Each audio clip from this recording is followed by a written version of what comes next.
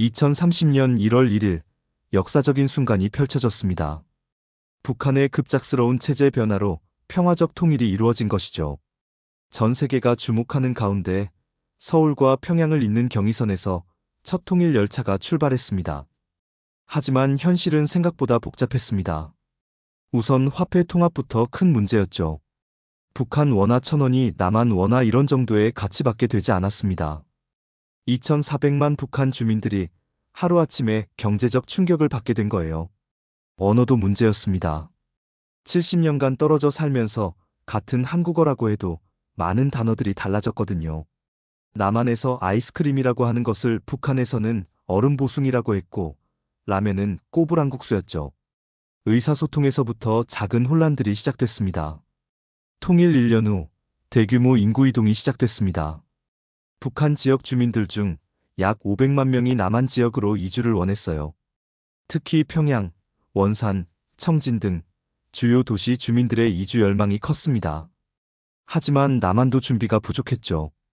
갑자기 500만 명을 수용할 주거지도, 일자리도 부족했습니다. 임시 거주지가 전국 곳곳에 만들어졌고, 이 과정에서 남북한 주민 간의 갈등도 생겨났어요. 교육 시스템 통합도 큰 과제였습니다. 북한의 교육 과정은 체제 선전이 많았던 반면 수학과 과학 등 기초학력은 의외로 높은 수준이었어요. 통합 교육 과정을 만드는 과정에서 남북한 교육자들 간의 치열한 토론이 벌어졌습니다. 통일 5년이 지나자 놀라운 변화들이 나타났습니다. 우선 북한 지역의 천연자원이 큰 도움이 됐어요. 북한에는 석탄, 철광석, 금, 은, 동 등 지하자원이 풍부했거든요. 특히 히토류 매장량이 세계 6위 수준이라는 것이 밝혀지면서 IT 산업에 큰 도움이 됐습니다. 노동력도 큰 자산이었죠. 북한 주민들은 근면하고 교육 수준도 높았어요. 특히 수학, 과학 분야에서는 오히려 남한보다 뛰어난 인재들이 많았습니다. 이들이 남한의 기술과 결합하면서 새로운 혁신이 일어났어요. 농업 분야도 변화했습니다. 북한의 넓은 평야지대와 남한의 농업기술이 만나면서 식량 자급률이 크게 올라갔어요. 한반도가 식량 수출국으로 변모하기 시작한 거죠. 통일 10년 후 한반도는 완전히 새로운 모습이 됐습니다. 서울-평양-원산을 잇는 메가시티가 형성됐고, 고속철도로 이 시간 내에 이동이 가능해졌어요. 관광산업도 폭발적으로 성장했습니다. 백두산, 금강산은 물론 평양의 독특한 건축물들이 세계적인 관광지가 됐죠. 특히 분단의 상징이었던 판문점은 평화의 상징으로 유네스코 세계문화유산에 등재되면서 연간 1,000만 명이 찾는 관광 명소가 됐습니다. 문화적으로도 놀라운 변화가 있었어요. 북한의 전통음악과 남한의 K-팝이 융합된 새로운 장르가 탄생했고, 이것이 통일 K-뮤직이라는 이름으로 세계적으로 인기를 끌었습니다. 통일 10년 후 한반도는 완전히 새로운 모습이 됐습니다. 서울-평양-원산을 잇는 메가시티가 형성됐고, 고속철도로 이 시간 내에 이동이 가능해졌어요. 관광산업도 폭발적으로 성장했습니다. 백두산, 금강산은 물론 평양의 독특한 건축물들이 세계적인 관광지가 됐죠. 특히 분단의 상징이었던 판문점은 평화의 상징으로 유네스코 세계문화유산에 등재되면서 연간 1,000만 명이 찾는 관광 명소가 됐습니다. 문화적으로도 놀라운 변화가 있었어요. 북한의 전통음악과 남한의 K-팝이 융합된 새로운 장르가 탄생했고, 이것이 통일 K-뮤직이라는 이름으로 세계적으로 인기를 끌었습니다. 독일 통일 사례를 보면 통일 비용은 엄청났습니다. 독일은 30년간 약 2조 달러를 투입했어요. 한국도 최소 500조 원에서 최대 2,000조 원의 비용이 들 것으로 추산됩니다. 하지만 장기적으로는 경제적 이익이 더 클 것으로 분석돼요. 골드만삭스는 통일 한국의 GDP가 일본을 넘어설 것이라고 전망했습니다. 이유는 다음과 같아요. 첫째, 북한의 풍부한 지하자원입니다. 석탄 45억 톤, 철광석 50억 톤, 금 2,000톤 등이 매장돼 있어요. 둘째, 저렴하고 우수한 노동력입니다. 북한 주민들의 교육 수준은 높지만 임금은 상대적으로 낮죠. 셋째, 새로운 시장의 탄생입니다. 2,400만 명의 새로운 소비 시장이 생기는 거예요. 독일 통일 사례를 보면 사회적 통합이 얼마나 어려운지 알 수 있어요. 30년이 지난 지금도 동독과 서독 출신 간의 경제적 격차와 심리적 거리감이 존재합니다. 북한 주민들의 남한 적응도 쉽지 않을 거예요. 경쟁 사회에 익숙하지 않고 개인주의 문화도 생소할 테니까요. 반대로 남한 주민들도 북한 주민들을 이해하고 받아들이는데 시간이 걸릴 거고요. 언어 통합도 중요한 과제입니다. 분단 후 70년간 언어가 달라졌거든요. 북한에서는 외래어를 순우리말로 바꾸려고 노력했어요. 아이스크림 대신 얼음 보숭이, 넥타이 대신 목선, 와이셔츠 대신 흰저고리라고 했죠.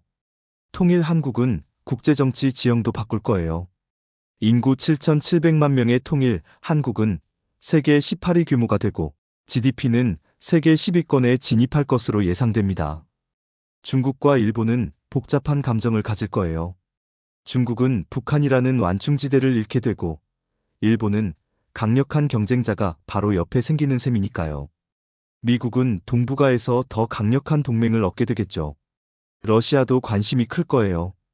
시베리아 횡단철도와 한반도 종단철도가 연결되면 유럽까지의 물류 시간이 크게 단축되거든요. 하지만 여기서 놀라운 반전이 있습니다. 우리가 상상한 이 모든 시나리오가 과연 현실이 될 수 있을까요? 실제로는 통일 과정이 우리 예상보다 훨씬 복잡하고 어려울 수 있어요. 독일 통일 사례만 봐도 30년이 지난 지금까지도 완전한 통합이 이루어지지 않았거든요. 더 큰 문제는 북한 주민들의 의식 변화입니다. 70년간 다른 체제에서 살아온 사람들이 하루아침에 변할 수는 없어요. 자유시장 경제에 적응하는 것도 민주주의 문화를 받아들이는 것도 시간이 오래 걸릴 거예요. 경제적 격차도 생각보다 클 수 있어요. 남북한 소득 격차가 200일 정도 되거든요. 이런 격차를 줄이려면 엄청난 비용과 시간이 필요할 거예요. 그리고 우리가 간과한 게 하나 있어요. 바로 남한 주민들의 마음가짐이에요. 통일 비용 부담, 일자리 경쟁 심화 등으로 북한 주민들에 대한 반감이 생길 수도 있거든요. 국제 정치적으로도 변수가 많아요. 중국이 통일을 반대할 수도 있고, 일본도 경계심을 보일 수 있어요. 미국도 동북아 균형이 깨지는 것을 우려할 수도 있고요. 또 다른 시나리오는 통일이 점진적으로 이루어지는 경우예요. 갑작스러운 통일이 아니라 20-30년에 걸쳐 단계적으로 통합되는 거죠. 이 경우에는 충격은 적지만 통합 완성까지는 더 오래 걸릴 거예요. 환경 문제도 예상보다 심각할 수 있어요. 북한 지역의 산림 황폐화, 토양 오염, 공기 오염 등을 복구하는데 막대한 비용이 들 거예요. 가장 큰 반전은 이거예요. 통일이 되더라도 우리가 꿈꾸던 하나된 민족이 되는 데는 생각보다 훨씬 오래 걸릴 수 있다는 거예요. 독일처럼 물리적 통일은 했지만 마음의 통일은 여전히 진행형일 수 있거든요. 하지만 이 모든 어려움에도 불구하고 통일은 여전히 우리가 추구해야 할 목표입니다. 왜냐하면 분단으로 인한 비용도 만만치 않거든요. 국방비, 분단 관리 비용 등을 생각하면 장기적으로는 통일이 이익이에요. 지금까지 만약에 북한과 통일이 됐다면이라는 주제로 함께 상상의 여행을 떠나봤는데요. 어떻게 보셨나요? 통일은 분명히 장밋빛 미래만 있는 건 아니에요. 독일 통일 사례에서 보듯이 수많은 시행착오와 갈등, 어려움이 있을 거예요. 하지만 그럼에도 불구하고 통일은 우리 민족이 함께 나아가야 할 방향이라고 생각해요. 중요한 건 통일을 막연히 꿈꾸기만 할 게 아니라 현실적으로 준비하는 거예요. 북한을 이해하려고 노력하고 통일 비용을 마련하고 사회적 갈등을 최소화할 방안을 미리 준비해야 해요. 또한 통일은 우리만의 일이 아니라는 것도 잊지 말아야 해요. 주변국들과의 협력, 국제사회의 지원도 필요하거든요. 오늘 영상이 통일에 대해 다시 한번 생각해보는 계기가 됐으면 좋겠어요. 여러분은 통일 한국의 모습을 어떻게 상상하시나요? 댓글로 여러분의 생각을 들려주세요. 그리고 이런 흥미로운 만약에 시리즈가 마음에 드셨다면 구독과 좋아요 부탁드려요. 다음에는 어떤 흥미진진한 가정으로 찾아뵐까요?